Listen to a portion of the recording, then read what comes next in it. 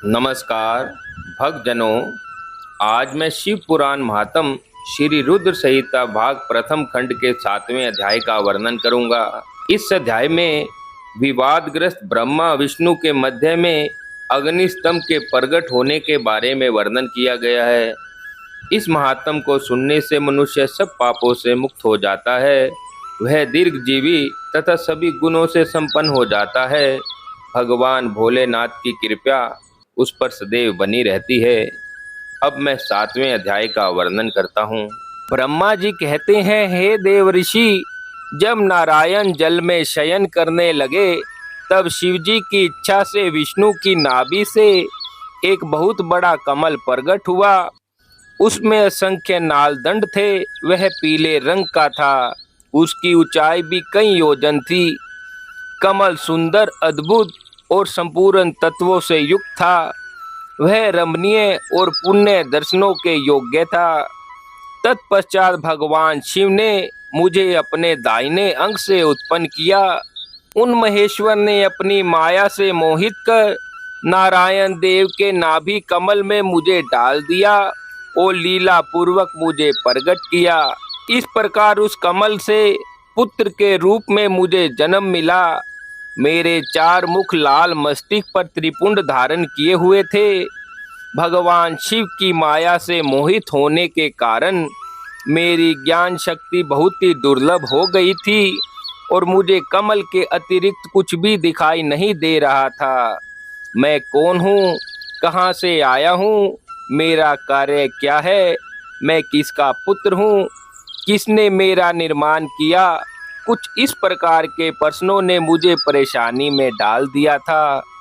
कुछ क्षण बाद मुझे बुद्धि प्राप्त हुई और मुझे लगा कि इसका पता लगाना बहुत ही सरल है। इस कमल का उत्तम स्थान इस जल में नीचे की ओर है और इसके नीचे मैं उस पुरुष को पा सकूंगा जिसने मुझे प्रकट किया है। यह सोचकर एक नाल को पकड़कर मैं 100 वर्षों तक नीचे की ओर उतरता रहा, परंतु फिर भी मैंने कमल की जड़ को नहीं पाया। इसलिए मैं पुण्य ऊपर की ओर बढ़ने लगा। बहुत ऊपर जाने पर भी कमल कोश को नहीं पा सका। तब मैं और अधिक परेशान हो गया। उसी समय भगवान शिव की इच्छा से मंगलमयी आकाशवाणी प्रकट हुई। उस वाणी ने कहा, तपस्या करो। आकाशवाणी को सुनकर अपने पिता का दर्शन करने हेतु मैंने तपस्या करना आरंभ कर दिया और 12 वर्षों तक घोर तपस्या की। तब 4 भुजाधारी सुंदर नेत्रों से सुशोभित भगवान विष्णु प्रकट हुए। उन्होंने हाथों में शंख, चक्र, गदा और पद्म धारण कर रखे थे। उनका शरीर श्याम कांति से सुशोभित था।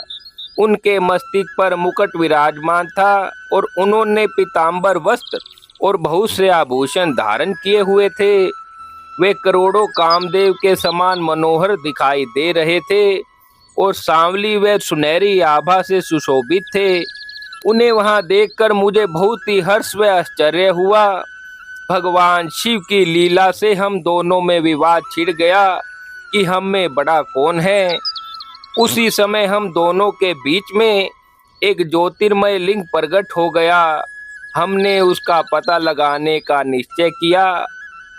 मैंने ऊपर की ओर और विष्णु जी ने नीचे की ओर उस स्तंभ के आरंभ में और अंत का पता लगाने के लिए चलना आरंभ किया, परंतु हम दोनों को उस स्तंभ का कोई भी छोर नहीं मिला। थक कर हम दोनों अपने उसी स्थान पर आ गए। हम दोनों ही शिवजी की माया से मोहित थे।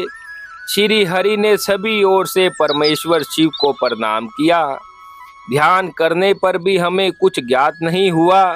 तब मैंने और श्री हरि ने अपने मन को सिद्ध करते हुए अग्निस्तंभ को प्रणाम किया। हम दोनों कहने लगे, महाप्रभु, हम आपके स्वरूप को नहीं जानते। आप जो भी हैं, हम आपको नमस्कार करते हैं। आप शीघ्र ही हमें अपने असली रूप पे दर्शन दीजिए। इस प्रकार हम दोनों अपने अहंकार को भूलकर भगवान शिव को नमस्कार करने लगे। ऐसा करते हुए 100 वर्ष बीत गए। इस प्रकार 7वें अध्याय को आज पूर्ण किया जाता है। भक्तजनों, मेरे द्वारा प्रतिदिन दी जाने वाली जानकारी की वीडियो यदि आपको अच्छी लगे तो आप मेरे YouTube चैनल भक्ति मार्ग के कमेंट बॉक्स में जाकर ओम नमः शिवाय अवश्य लिखें। चैनल को लाइक व सब्सक्राइब करें, ज़्यादा से ज़्यादा शेयर करें। धन्यवाद।